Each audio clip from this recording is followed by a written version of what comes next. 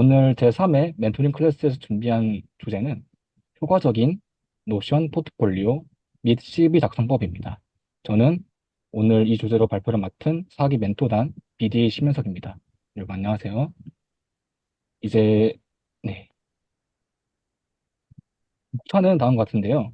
먼저 나의 기록을 문서화하는 이유, 그리고 인생 타임라인에서 하이라이트 발굴하기, 그리고 오늘의 주제인 노션 포트폴리오와 원페이지 CV, 이 각각의 그냥 간단한 설명과 작성 팁, 그리고 뭐 제가 조촐하게 준비하였지만은 이제 각각의 예제들을 함께 확인해 보는 시간을 가져보도록 하겠습니다.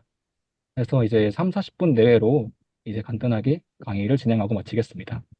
저희 마지막에 발표 끝나기 전에 만족도가 있으니까 이 만족도 수사까지 모두 참여해 주신 후 네, 강의를 나가주시면 되겠습니다.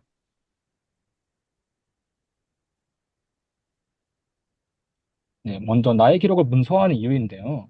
이제 기록이라 함은 이제 저의 인생사, 제가 걸어온 방향성, 그리고 내가 지금까지 그 각각 그 연도별로 어떤 활동들을 했는가, 이를 기록한 것입니다. 그래서 여기 보시면은 이 기록을 문서화하는 유형으로는 포트폴리오, CV, 그리고 오늘의 주제는 아니지만은 이제 기술 블로그, 그리고 요즘은 또 이제 코드를 인터넷에 공개하는 겸 이제 자신의 활동 기록을 같이 이제 공유할 수 있는 깃허브까지 다양한 플랫폼으로 자신의 기록을 문서화할 수 있는데요. 근데 이 문서화를 할 때 목적은 제한된 시간 동안 나라는 존재를 이제 면접관들에게 설명하기 위함. 여기서 어떤 나의 존재를 설명하고 사냐면 먼저 나의 역량을 보일 수 있어야 하는데요. 이제 나의 역량이 포트폴리오나 CV에 드러나려면은 프로젝트 수행 시 나의 역할 그리고 사용한 기술이 드러나야 되고요. 그 다음에 이 각각의 활동에서 내가 결과적으로 어떤 성과를 냈는지를 수치적으로 표현하는 것이 중요합니다. 그렇게 해야지 내가 어떤 역량을 가지고 있는지를 면접관 또는 인수 담당자께서 알 수 있으니까요. 그리고 나의 발전 가능성도 보이면 좋은데요. 왜냐하면 저희는 지금 경력직보다는 사실 여기 모여 계시는 분들은 다 학생분들이잖아요. 학생분들이시기 때문에 아무래도 학부 수준만으로는 어떤 거창한 프로젝트를 할 수가 없는 상황입니다. 당연히 사용할 수 있는 데이터의 질이나 아니면 데이터의 수준도 높지 않고 프로젝트의 규모도 그렇게 막 크게 할 수가 없습니다. 하지만은 이 각각의 프로젝트를 이제 소규모로라도 수행하면서 내가 무엇을 느꼈고 어떤 문제에 직면했으면서 내가 가능한 범위 내에서 어떻게 해결하는지를 각각의 이제 적는다면은 이제 인사 담당자께서 그거를 인상 깊게 보실 수가 있고 내가 느꼈던 아쉬웠던 점을 토대로 앞으로 어떻게 발전해 나가겠다라는 거를 제시할 수 있으면은 그 포트폴리오나 CV를 읽는 분께서 저의 발전 가능성을 캐치하실 것입니다. 그러면은 제가 상대적으로 부족한 경험 혹은 부족한 프로젝트 수준을 갖고 있다고 하더라도 이제 이 발전 가능성을 토대로 이제 더 좋은 인상을 심어줄 수가 있게 되는 것이죠. 이제 이 문서들을 작성하기 전에 간단히 지금까지 내가 무엇을 했는지를 한번 쭉 적어볼 필요가 있습니다. 저 같은 경우에는 먼저 저의 전공이 수학과인데 수학과 입학을 하였고 이제 학교에 들어와 보니 소프트웨어 수업들이 많이 개설돼 있더라고요. 그래서 그걸 들었더니 재미가 있어요. 그리고 할 만한 것 같습니다. 그리고 그때 처음으로 데이터 분석이랑 파이썬에 관심을 갖는 계기가 되었고요. 제 계기가 여기서 출발했다라고 기억을 하고 그 다음에 제가 군대를 간 다음에 전역 후 이제 저는 본격적으로 데이터 분석가라는 직무에 관심을 갖게 되어서 저희 학교인 통계학과에 복전공하게 되었습니다. 그래서 제가 부족한 파이썬 기초 교육 같은 것도 수강을 하고 작년쯤에 이제 본격적으로 파이썬 데이터 프레임 같은 판다스 넘파이 같은 기술들 그런 언어들을 공부했던 것 같아요. 그리고 아직 부족하지만은 이제 학교에서 데이터 분석 대회가 열린다고 하길래 참가해 보자 해서 대회를 일단은 무턱대고 출전해 봤는데 그래도 어떻게 제가 잘 준비해가지고 첫 대회에 출전해서 입상을 하게 되었습니다. 그래서 그런 좋은 경험들을 갖고 이제 BDA 멘토단에 지원을 해가지고 BDA 멘토단에 합격을 하여서 지금 이 자리에서 제가 발표를 하고 있는 거고요.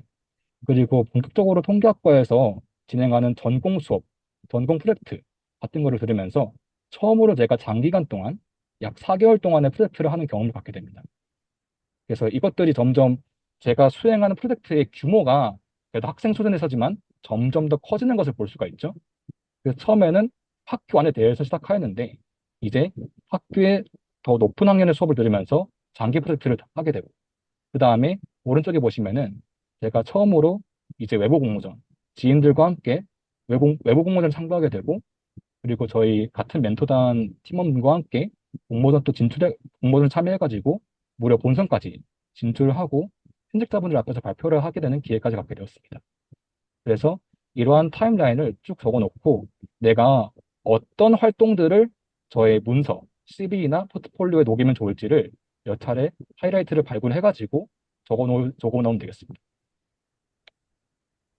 포트폴리오는 사실 이제 그 노션도 있고 아니면 블로그도 있고 혹은 요즘은 이제 잘 쓰지 않는 것 같은데 예전에는 이제 PDF 파일로 많이 만들어가지고 제출했잖아요.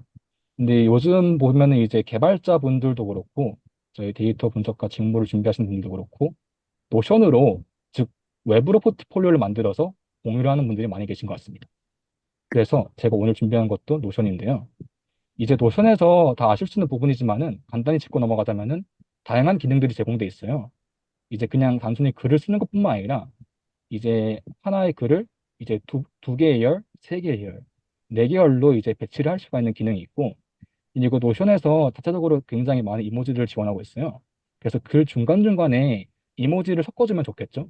그렇다고 무턱대거나 풀지 말고 약간 소제목 같은 어떤 중심이 되는 한 줄, 그 줄의 앞부분에 이모지를 하나, 둘씩 넣어놓는 것 정도는 괜찮은 것 같습니다. 그리고 이제 중간중간 그 제가 하고자 하는 말이 길을 때 그 그 이제 글의 문단의 상위에 저의 문단의 핵심 내용을 딱 요약할 수 있는 그런 콜 아웃 기능을 활용하는 것도 하나의 방법입니다. 그러니까 이제 문단이 길어지면은 그 문단의 핵심적인 내용을 바로 맨 위에 먼저 제시를 해버리는 것이죠. 요약해가지고. 그리고 제일 좋은 게 이제 뒤에서 소개할 제가 수행했던 프로젝트 아니면 이제 각종 활동들, 스킬들 이런 것들을 이제 나열할 때 아무래도 그림 같은 것이 있거나 아니면 도형, 그 둥근 직사각형 모형의 도형으로 나열을 하면 좋은데 이때 활용할 수 있는 방법이 데이터베이스입니다. 데이터베이스를 인라인으로 넣어가지고 이제 제가 말씀드린 활동들, 이제 프로젝트들을 나열할 수가 있고 이제 보시면은 썸네일을 배치하거나 배치하지 않는 방법을 다양하게 활용해가지고 제가 표현하려는 것이 어떤 항목인지에 따라서 적절하게 다양하게 이제 데이터베이스 기능을 활용할 수 있습니다. 이건 뒤에 가서 보실게요. 그 다음으로 저희 필기체로 제목 만들기라고 준비했는데 사실 이제 대다수의 노션 포트폴리오들은 그냥 노션에서 제공하고 있는 기본 글씨체로 다 작성돼 있거든요. 근데 이거를 이제 뭐 익스텐션 기능을 이용해가지고 바꿀 수도 있긴 하겠지만은 하나의 방법이 또 있는데요. 이제 인라인 수학 공식이라는 기능을 눌러서 먼저 제가 원하는 영단을 입력합니다. 예를 들어서 제가 포트폴리오에 프로젝트라는 영어 단어를 살펴보고 싶어요. 소제목으로. 근데 약간 노션에서 제공하는 기본 글씨체로 쓰려니까 조금은 뭔가 밋밋하단 말이죠. 그럴 때 활용할 수 있는 게 인라인 수학 공식을 누르고 그 다음에 여기서 영단을 입력한 다음에 색깔도 지정은 좀 좋겠죠. 그래서 이제 중앙에 그림 보시면은 이제 컬러 그 다음에 그 제가 지정하고자 하는 색상 코드 이렇게 묶어놔가지고 입력을 하였고 그 다음에 이 상태로는 글씨가 작기 때문에 여기에서 이 지금 제가 만든 수학 공식이라는 블록을 선택한 다음에 전환, 그다음에 제목 1 이런 식으로 이 자체의 글씨를 키울 수가 있습니다. 그러면은 이제 필기체 형태로 소제목들이 완성되는 것이죠. 이것도 제가 뒤에서 소개드릴 예제에서 함께 보겠습니다. 아까 제가 말씀드린 썸네일을 자유롭게 다양하게 활용하는 방법이 있다 했는데 이제 지금 보이는 예제 보시면은 왼쪽에는 제가 지금까지 이제 활동하였던 각종 기록들 중에 프로젝트들이 나열되어 있는 모습입니다. 그래서 이제 프로젝트들의 각각의 이제 발표 자료들을 썸네일로 하여서 제가 갤러리 보기로 설정하여서 제가 데이터베이스에 삽했는데요. 근데 이제 오른쪽 보시면은 이건 제가 사용할 수 있는 스킬들입니다. 이 스킬들은 단순히 단어를 나열하는 것도 좋겠지만은 아까 말씀드린 것처럼 둥근 직사각형을 이용해가지고 나열을 하면은 조금 더 예쁠 것 같다라고 말씀드렸습니다. 그런데 왼쪽의 기능을 그대로 활용하면은 썸네일이 있기 때문에 이 썸네일을 제거해줘야겠죠. 그래서 이 데이터베이스 내에서 그 미리 보기 기능을, 썸네일 미리 보기 기능을 해제해주면은 썸네일이 사라지고 이와 같이 둥근 직사각형 모양만 남습니다. 이렇게 나열을 하면은 조금 더 보기 예쁘겠죠? 마지막으로 포트폴리오에 들어가야 되는 요소에 대해서 한 번씩 말씀드리겠습니다. 이제 뭐 정답은 없지만은 제가 이번에 준비를 하면서 많은 분들의 포트폴리오를 살펴보았는데 구체적으로 문제 정의, 분석 방법 및 데이터 수집 방법, 그리고 내가 이 프로젝트에서 기여한 역할, 지표, 정의 및 개선점, 그리고 내가 진행한 이 프로젝트의 결과를 시각적으로 보여줄 수 있는 어떤 것이든지, 마지막으로 느낀 점 및 아쉬운 점, 이것들은 꼭 들어가는 것 같더라고요. 그중에서도 빨간색으로 표시한 문제 정의, 나의 역할, 그리고 내 결과를 시각적으로 보여줄 수 있는 모든 것, 이 세 부분은 이 포트폴리오를 보게 될 인사 담당자나 면접관 분께서 되게 긍정적으로 판단을 하실 부분이라 생각합니다. 왜냐하면 저희 학생 수준의 프로젝트에서는 이제 공공 데이터를 주로 활용을 해가지고 분석을 하거나 아니면 인사이트를 도출하는 그런 경험들을 할 수밖에 없는데 현업에서는 현업 도메인에서 활용하는 데이터가 있고 그리고 저희는 단순히 좀 아카데믹하게 이 모델의 성능을 높이거나 아니면 저희 가지고 있는 데이터셋에 그냥 어떤 점을 뭐 추출할 수 있을까 혹은 제가 참가한 공모전에서 정해준 주제를 갖고 그냥 그 주제에 맞게 분석하는 것에 불과하죠. 저희 같은 학생들이 할 수 있는 거는. 근데 현업에서는 저희가 직접 문제를 발굴해야 됩니다. 그래서 회사 내에 축적되어 있는 데이터를 가지고 문제를 찾고 그 다음에 아무래도 회사는 분업이 잘 되어 있다 보니까 내가 어떤 역할을 하는지 이런 R&R 같은 것들을 잘 정의를 할 수 있어야 되고요. 마지막으로 제 포트폴리오를 보신 분들은 아마 다들 비전공자일 것이고 전공자를 하더라도 수백 명이 넘는 사람들이 제출한 포트폴리오를 다 꼼꼼하게 확인할 시간이 없을 거예요. 그럴 때 제가 임팩트 있게 이 포트폴리오를 보여줄 수 있는 방법은 제가 시연 영상 같은 거를 따로 촬영하거나 아니면 최소한 사진 같은 것이라도 삽입을 하면은 아, 이 사람들이 무엇을 했다라고 시각적으로 확인할 수 있겠죠. 근데 이런 것들이 많이 없습니다. 이 시연 영상이나 사진 같은 것들을 꼭 삽입하시면은 이제 제가 작성한 포트폴리오가 더 높은 이제 임팩트를 보일 수 있게 될 것입니다. 그래서 이제 제가 조촐하게 작성해 보았지만은 이제 아래 링크 입장에서 같이 한번 이제 포트폴리오를 확인해 보도록 하겠습니다. 화면 전환할게요.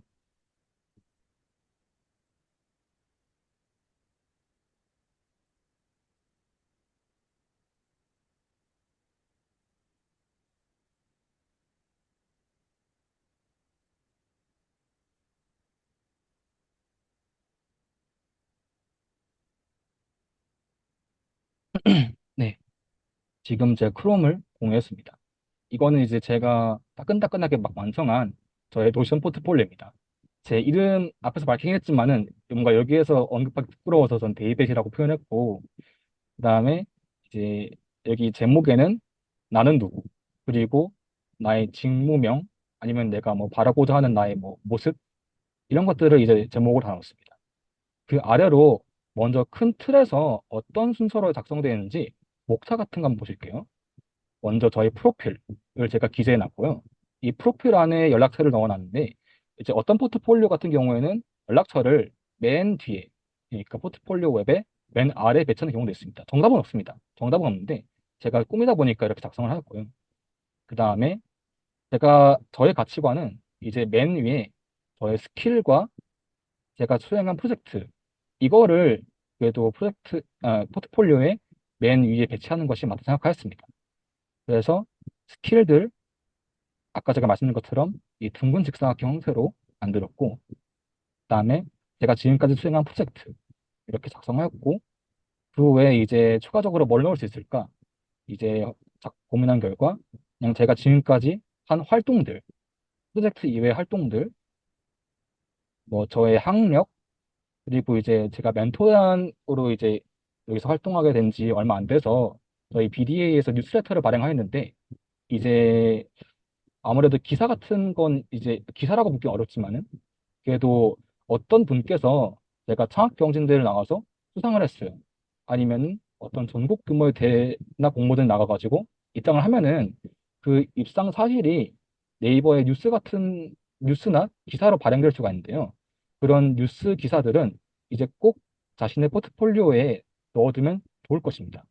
왜냐하면 이제 제가 어떤 걸 실적을 탔다는 사실이 공적으로 입증되는 사실이기도 하고, 그리고 이제 남들은 이제 수상 경력 자체가 사실은 그렇게 많은 사람들이 가지고 있지 않은데, 그중에서도 뉴스 기사로 이제 발행될 정도의 실적이면은 더더욱이 참을성이 있겠죠. 그래서 있으면은 무조건 넣어주세요. 저는 이제 뉴스레터이긴 하지만은 아티클이라는 항목으로 넣어놨습니다. 맨 마지막에 이 포트폴리오 업데이트 날짜, 그 다음에 이제 아까 말씀드리지 않았는데 맨 위로 올리기를 해가지고 이제 다시 위로 올라가기 귀찮잖아요. 그러면은 맨 위로 올리기 누르면은 짠 하고 다시 바로 위로 올라갈 수 있도록 버튼을 만들어 놨습니다. 그래서 하나씩 뜯어볼게요. 이제 왼쪽에는 저의 사진, 이거 같은 경우에는 저희 이모지를 제가 넣어놨는데 사실 대다수의 포트폴리오에는 실물 사진 넣어놔야 됩니다.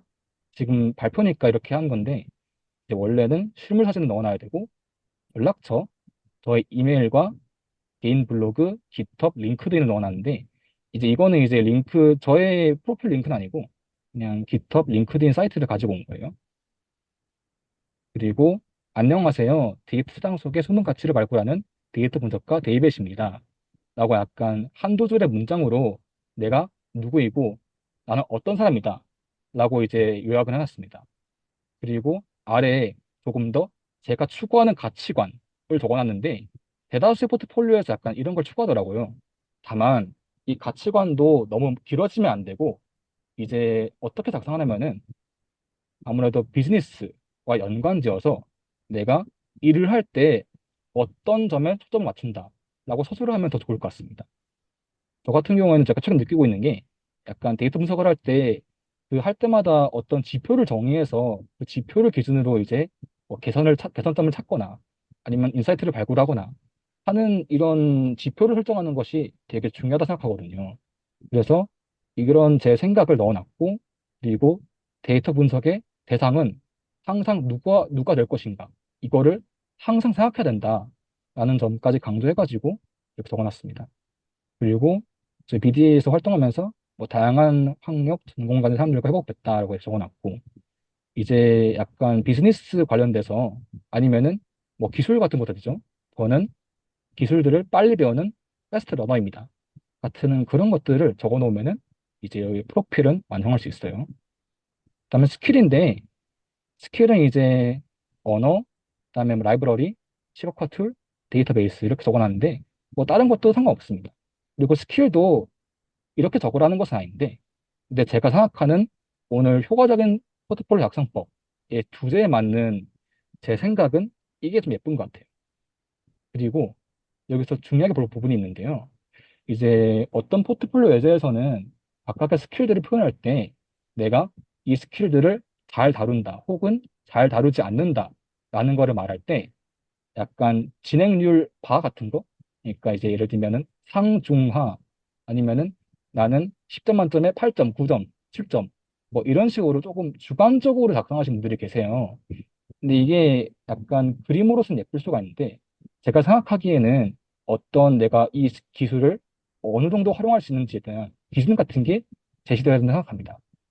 저 같은 경우에는 이 각각의 기술들의 이 프로젝트 경험들을 많이 해보았다.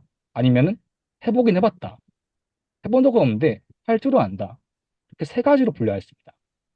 엑세스는 제가 커마를 딸 때만 공부했던 거라서 사실 실직 경험으로 이걸 활용한 적은 없거든요. 그래서 사용 가능이라고 적어놨고 이 노란색으로 표시한 이 다른 것들은 이제 한두 번의 프로젝트를 해보았으므로 이제 이런 식으로 노란색으로 프로젝트 경험 있음 이라고 표시하였고 각각의 이제 파이썬, R, 넘파이, 판다스 같은 경우에는 내가 프로젝트를 많이 해봤으니까, 과제도 많이 해봤으니까. 그래서 빨간색으로 이렇게 표시했습니다. 그래서 제가 생각하는 이 스킬 항목의 팁은 이 내가 어느 정도 숙련도를 가지고 있는지를 말할 때 기준이 제시되면 좋을 것 같아요. 그 다음으로 프로젝트인데요. 프로젝트 같은 경우에는 이제 저는 갤러리로 보기, 표로 보기 이렇게 두 가지로 제시했는데 뭐 이거는 그냥 뭐 하셔도 되고 안 하셔도 되는 부분이지만은 제가 강조드리고 싶은 부분은 썸네일, 썸네일을 만드는 것이고 위에서 봤을 때 이 스킬은 썸네일이 없죠. 그러니까 이 두 개의 차이를 구분하실 수 있어야 됩니다. 그리고 썸네일 같은 경우에는 이제 각각의 항목들을 클릭하시면은 제가 이 포트폴리오에서는 이거 네 개 블록 중에 왼쪽 것만 제대로 만들어 놨는데 보시면은 이렇게 파일과 미디어라는 항목을 제가 추가했어요. 그래서 파일과 미디어에 이제 썸네일로 삽입할 사진을 이제 여기 넣어 놓고 그 다음에 이 보시면은 이게 점점점 누르시고 레이아웃 누르시고 이 카드 미리 보기가 있는데 이 카드 미리 보기에서 페이지 커버, 페이지 콘텐츠, 파일과 미디어 이 셋 중에서 파일과 미디어를 누르면은 제가 여기 각각의 블록에 삽입한 이 썸네일을 사진들을 썸네일로 지정할 수가 있습니다. 그렇다면 위에서 이 스킬을 보시면은 이 스킬은 같은 갤러리 보기인데 레이아웃 들어가고 카드 미리 보기에서 카드 사용 안함을 체크했으니까 썸네일 안 보이는 것이겠죠. 이렇게 갤러리 보기를 다양하게 활용할 수가 있고요. 그 다음에 이제 각각을 클릭하시면은 제가 수행한 프로젝트에 좀 A to Z 전반적인 내용들을 적어놨습니다. 태그도 뭐 저는 이제 프로젝트 유형, 사용한 기술, 우리 팀원은 역할분은 어떻게 했다, 진행 기간 이렇게 적어놨고요. 제가 아까 말씀드린 콜아웃 기능이 여기 삽입되어 있는데요. 콜아웃도 이제 이 블록의 색깔을 지정할 수가 있습니다. 그리고 저 같은 경우에는 이게 되게 길거든요. 그래서 맨 먼저 이 프로젝트가 무엇인지를 소개하는 느낌으로 이 프로젝트의 문제 정의 그리고 이 문제를 해결하기 위해서 우리가 이 공모전에서 활용 이제 제시하는 방법 이 두 가지를 프로젝트 소개라는 항목으로 콜아웃을 묶고 나서 맨그 최상단에 배치했습니다. 그리고 이거는 이제 포트폴리오 작성법이니까 이건 그냥 보시면 되는데 목표, 분석 도구, 계획, 수행 역할, 수집 데이터 좀 길죠. 이것도 데이터베이스인데 그리고 분석 방법 및 결과, 대시보드 제작, 결과 및 해고, 참고 문헌 이렇게 적어놨는데요. 아까 제가 말씀드린 것처럼 여기 문제 정의는 위에 있죠. 홀아웃 제가 넣어놨습니다. 청년들은 주택거래에 대한 지식이 부족하여 전세사기 위험 매물임을 판단하기 어렵습니다. 그리고 제가 수행한 역할, 이 조금 더 자세하게 적어놓으면 좋은데 일단 제가 적어놓은 거 보시면은 나는 데이터를 수집 전처리했고 이제 우리 프로젝트 수행을 위해서 통계 실험을 했고 보고서 썼다. 이 세 가지를 이제 적어놔가지고 제가 프로젝트에서 어떤 역할을 하였고 어떻게 기여했는지를 적어놨습니다. 이것이 있어야지 내가 무엇을 했는지를 알 수가 있어요. 그 다음에 데이터 수집. 아, 나 공공 데이터 포털에서 수집하였구나.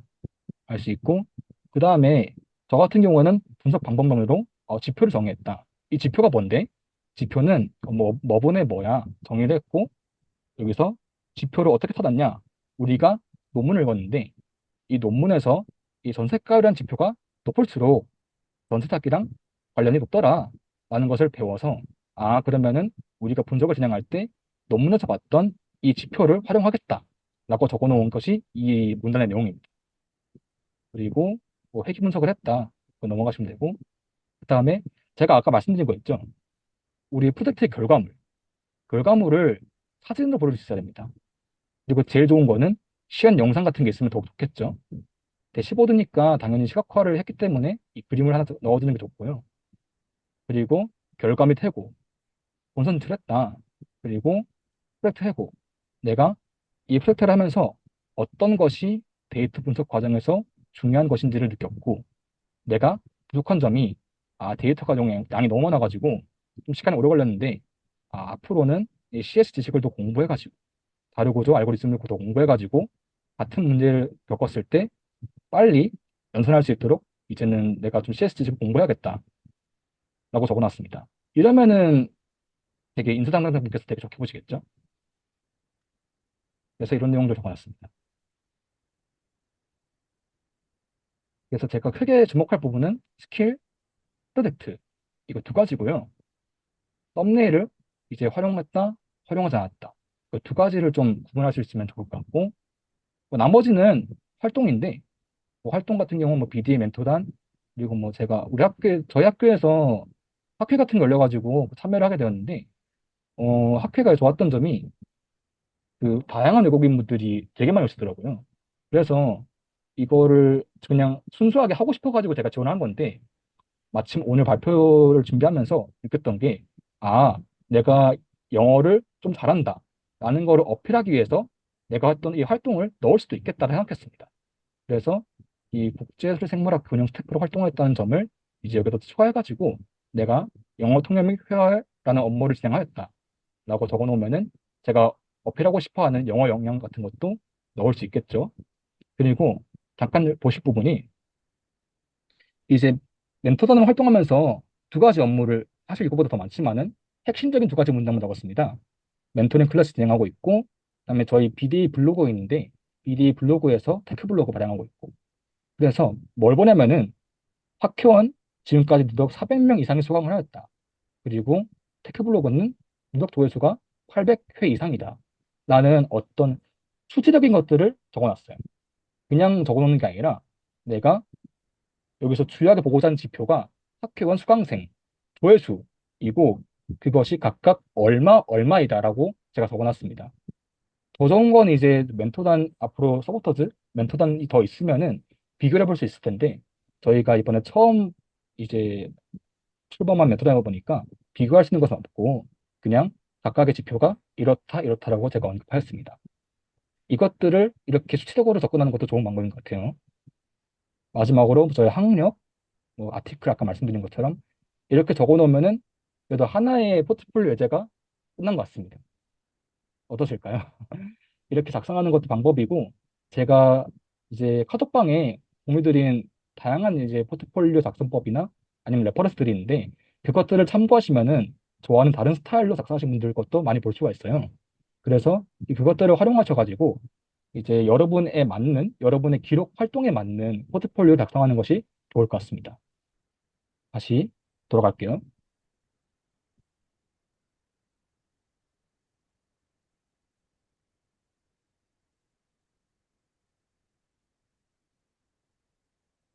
네. 그 다음으로 이제 CV. 네, CV에 대해서 간단히 말씀드리겠습니다. 이제 원페이지 CV 팁을 적어놨는데요. 먼저 CV가 무엇이냐? 오늘 포트폴리오 얘기하는데 왜 CV까지 얘기하냐? 이제 제가 말씀드리면은 CV는 다음과 같은 영단어의 약자인데 그래서 이 VITA 이거는 인생의 라틴어 단어라고 합니다. 그러니까 여러분의 인생사라고 할 수 있는데 이제 뜻을 넣고 정확히 무엇이냐면은 영문 이력서입니다. 그래서 CV를 보통 제출하는 곳은 대학원 또는 외국계 지업 시 활용할 수 있습니다. 이 CV의 특징은 하나의 정돈된 문서라는 것인데요. 디자인을 과하게 많이 넣지 않고 깔끔하고 정돈되게 작성하는 것이 이제 기본적으로 공통적으로 CV를 작성하는 스타일입니다. 보시면은 이제 깔끔하고 정돈된 CV를 쓰려면은 저 같은 경우에 이제 폰트 이제 타임즈에서 쓰는 타임스 뉴 로만 이 폰트를 쓰고요. 그다음에 폰트의 크기도 그다지 크게 작성하지 않습니다. 이게 원 페이지라 했죠. 하나의 페이지 안에 제가 담고 싶은 모든 내용을 쓰려면은 폰트 크기가 작을 수밖에 없습니다. 그래서 문서의 최상단에 저의 이름을 볼드체로 작성하고 그다음에 저의 이름 하단에 연락처, 뭐 이메일이나 링크 같은 거, 블로그 같은 걸 작성하고 그다음에 여기 또 이제 CV 작성하는 거는 학력, 경험. 이제 만약에 대학원을 중심으로 제가 작성한다고 하면은 저의 학력에서 특히 저의 GPA나 아니면은 지금까지 어떤 과목들을 수강을 했는지를 적어 놓는 것이 좋을 것입니다. 그리고 경험을 써야 되는데 경험은 이제 만약에 외국계 기업이면은 인턴이나 알바 경험 같은 걸 쓰면 되고 혹은 이제 대학원인 경우에는 학교에서 내가 학부 용무생, 학부 인턴을 이제 어느 정도 얼마에서 얼마까지 수행하였다라는 기록들이 적혀 있어야 됩니다. 그 아래로는 이제 엑스트라 커리큘러 액티비티를 해가지고 그냥 활동들 그리고 저의 능력들 외국어 능력이나 아니면 프로그래밍 언어 뭐 취미 및 관심사 이런 것들 적어놓으면 좋습니다. 이제 영어로 써야 되니까 영어로 써야 되거든요. 그래서 한 가지 제가 찾아보는 레퍼런스가 있는데, 이제 데이터 리타드님께서 작성하신 글을 제가 확인했는데요. 이제 XYZ 작성법을 해가지고 내가 G라는 방법을 사용해서 Y라는 어떤 지표, 수치로 이루어진 X라는 목표를 이루었다. 라는 방식으로 이러한 구조, 이러한 틀로 서술을 하면은 이제 짧은 문장 안에 제가 어떤 기록을, 어떤 활동을 하였고 그것의 성과가 어떻게 나타나는지를 아주 짧은 문장으로 표현할 수 있습니다. 그래서 이게 굉장히 좋은 문장 구조인 것 같더라고요. 다시 말씀드리면은 G라는 도구를 이용해서, G라는 방법을 이용해서 내가 X를 이루었는데 X의 수치, X의 지표는 Y였다. 이런 식으로 작성을 하면 좋을 것 같습니다. 그래서 이제 CB 같은 경우에는 또 앞에서 포트폴리오도 그렇고 똑같이 최신 순서로 이제 저희 활동들을 정리하면 제일 좋고요. 이제 간단하게 이제 함께 PDF 보시면서 이 한 페이지로 작성된 CB 예제를 확인해 보겠습니다.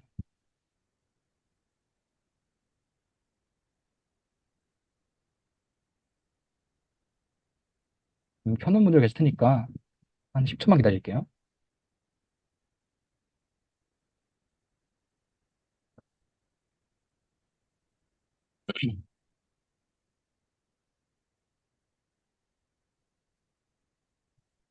네. 보시면은 이제 최상단에 아까 말씀드린 것처럼 first, last 저의 이름이 영문명으로 볼드체로 작성되어야 되고 하단에는 제가 사는 거주 지역 연락처를 적어놨습니다. 그리고 이 문서 보시면 이게 한 페이지로 작성된 CV인데 이게 전반적으로 아까 말씀드린 타임즈 폰트로 작성된 것이고요. 각각의 폰트 크기가 되게 작죠. 그 상하좌우 여백은 생각보다 좁은 편입니다. 왜냐면 많은 내용을 넣어야 되니까 상하좌우 여백은 약간 작게 설정을 하고 그다음에 에듀케이션, 뭐 워크 익스피리언스, 뭐 활동들, 프로젝트들, 뭐 활동들 그리고 내가 뭐 추가적으로 관심사나 취미 같은 거 적어 놓을 때 이제 각 항목들을 소제목을 적어 놓고 그다음에 이 가로줄을 길게 긋고 내용 적고 다시 소제목 적고 그다음에 활동들을 적고 이런 식으로 반복해 가지고 한 페이지로 구성을 하였습니다. 지금 제가 들고 온 예제는 사실은 이제 대학원보다는 외국계 기업에 취업을 할 때, 지원을 할 때 사용할 수 있는 그런 것들이라서 여기 약간 본인의 연구 경험 같은 건 잘 드러나지가 않는데요. 그러니까 학부 랩실에서 연구 경험. 근데 이제 보시면은, 그래도 함께 보면은 이 구조를 익히시면은 약간 대학원에 지원할 때도 비슷한 내용으로 예, 작성하실 수 있을 거예요.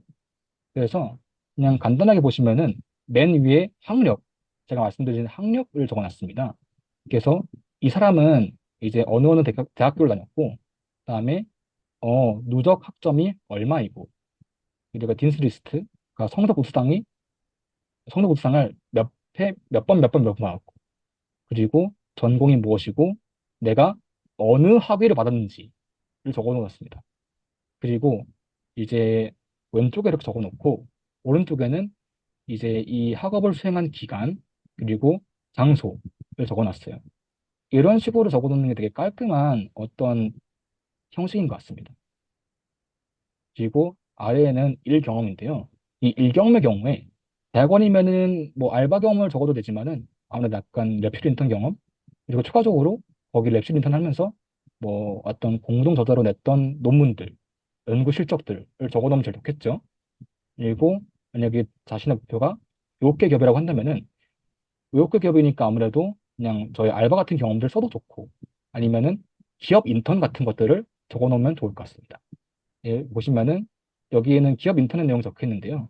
내가 어느 회사에서 이제 뭐 1월부터 이날까지 이제 어, 인터넷 활동하였고 장소는 어디고 그다음에 위에서는 그냥 학력이 쭉 나열되어 있는데 여기에서는 이제 이 인턴 활동을 하면서 어떤 활동들을 했는지 적어놨거든요. 그리고 아까 보시면은 제가 실포폴리오 그런데 지금까지 내가 하는 활동들이 이제 어떤 지표로 추정되었는지 아까 XYZ 기억나시나요? 여기 보시면은 35%, 60%, 85%, 100 이런 식으로 이 숫자들을 강조했습니다. 그리고 보시면은 어떤 이제 처음에는 지표가 얼마였는데 나중에 내가 이 지표를 어디까지 끌어올렸다, 혹은 낮췄다, 이렇게 개선점 같은 거를 보였습니다. 그래서 이제 이 각각의 활동들을 그냥 적어놓는 게 아니고 내가 어떻게 기여를 했는데 기여한 부분에서 특정하는 지표가 어떤 것이고 이것을 내가 어떻게 개선시켰다라는 것이 서술돼 있어야 됩니다. 이제 마지막에 하단에 보이시는 것도 비슷한 구조로 서술되어 있는 것을 볼 수가 있고요. 그 다음으로는 뭐 내가 활동들을 무엇을 했고 뭐 어떤 프로젝트를 수행하였다. 그리고 활동들, 대외 활동들 같은 것도 내가 어떻게 수행하였고 어느 뭐 동아리에 가입을 하였고 무슨 일을 했다. 여기서 또 보실 부분이 만약에 어떤 동아리나 소모임의 장이었으면은 헤드오브라는 말을 써가지고 뭐 다른 것도 되고 그런 식으로 내가 어떤 장이었다라는 것까지 적혔으면 좋겠죠.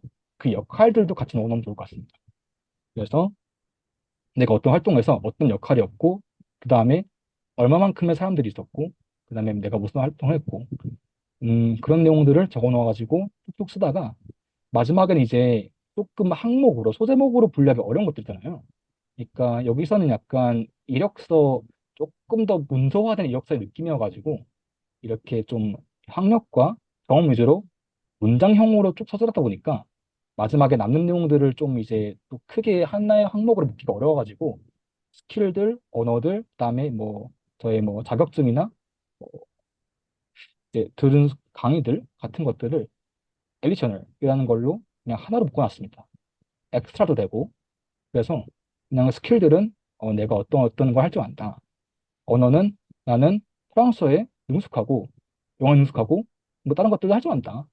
그다음에 내가 어떤 코스라에서 어떤 강의를 수강을 해서 내가 수료했고 그다음에 뭐 추가적으로 만약에 뭐 적는다고 하면은 자격증 뭐 빅분기 있고 EDSP 있고 뭐 이런 것도 적을 수 있겠죠. 이런 것들을 맨 하단에 배치하면은 그러면은 이제 원 페이지 하나의 페이지만으로 제가 이야기하고 싶은 CV 내용이 모두 작성되었습니다.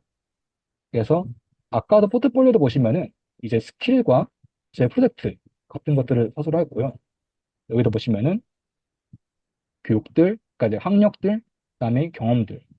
그래서 이제 또 프로젝트하고 활동들 적어놓고 마지막에는 조금 소제목으로 묻기 어려운 것들을 하단에 배치하여 가지고 적어놓고 이런 식으로 하면은 이제 한 페이지에 CV 작성이 끝납니다.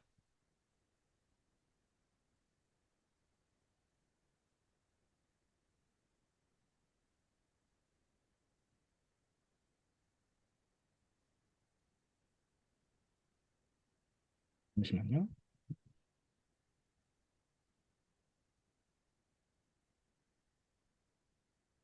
네. 그래서 제가 지금까지 포트폴리오와 CV 예제를 간단히 알아봤는데요. 사실은 이제 더 중요한 부분이 있는데 오늘 말씀드리진 않았지만은 저희 링크드인을 계정을 만들어서 링크드인을 프로필을 꾸미는 것이 제일 중요한 것 같습니다. 포트폴리오하고 CV는 제가 어느 기업이나 어느 단체에 지원을 할 때 그때 활용되는 것이잖아요. 근데 링크드인은 상시로 열려있는 페이지이고 포트폴리오도 물론 이제 상시 열려놓긴 하지만은 링크드인이 아무래도 전 세계에 있는 모든 사람들의 구직 중인 정보들을 알아볼 수 있고 그다음에 네트워킹을 하기가 편리한 플랫폼이어가지고 링크드인 계정을 만들고 링크드인 프로필을 꾸며놓는 것이 어쩌면 더 중요할 수도 있습니다. 그래서 이제 제가 여러분께 드리는 약간 요청, 약간 부탁은 이제 포트폴리오 같은 것도 미리 만들어 놓으면 좋고, 그다음에 만들어 놓으면은 제가 원하는 기업이 취업 공고 나왔을 때 쓸 수 있겠죠. 그리고 링크드인 계정을 만들어서 여러분께서 상시로 이제 현직자분들과 네트워킹을 할 수 있는 그런 기회가 제공될 수 있는 환경이 나왔으면 좋겠습니다. 그래서 제가 마지막에 링크드인까지 같이 언급드리겠습니다. 그리고 제일 중요한 게 실제 경험인데, 실제 경험에서 내가 그냥 하는 게 아니고 어떤 역할을 하는지, 만약에 뭔가 프로젝트 할 때 나의 역할이 애매하다면은 나의 역할을 물어봐가지고 찾고 거기서 되게 열심히 참여해가지고 제가 느낀 점이 있어야 돼요. 그래서 느낀 점이 있어야지 나중에 그거를 제가 문서화해가지고 저희 뭐 아쉬운 점이나 아니면 뭐 개선점 그런 것도 작성할 수가 있고 그리고 프로젝트 경험들을 열심히 참여해야지 제가 또 이제 어떤 것들을 기여했는지, 그런 저의 기여 내역들을 적을 수 있습니다. 그래야지 포트폴리오 완성되는 거니까, 제가 이렇게 포트폴리오에 아니면 CV에 뭐 좀 더 작성법, 예쁘게 꾸미거나 아니면 좀 더 깔끔하게 보이는 법도 중요하지만은 그 안에 채워져야 하는 내용이 가장 중요합니다. 그 내용이 꽉 차 있어야지 그 다음에 꾸미거나 아니면 정리할 수가 있는 것이에요.